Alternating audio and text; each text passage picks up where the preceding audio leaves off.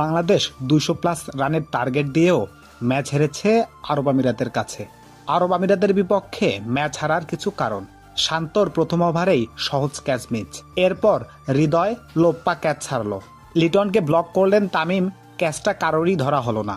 শরীফুল সর্বশক্তি দিয়ে থ্রো করল, ওভার থ্রোতে আসলো অতিরিক্ত 4 রান।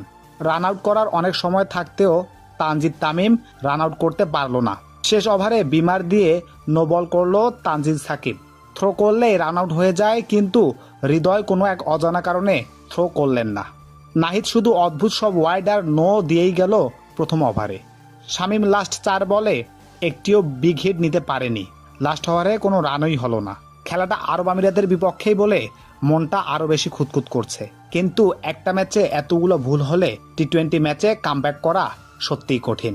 তাই 200+ রানের টার্গেট দিয়েও বাংলাদেশকে হারতে হয়েছে আরব আমিরাতের বিপক্ষে। টি-20 ক্রিকেটে 200+ রান টার্গেট দিয়ে প্রথম হারার রেকর্ড।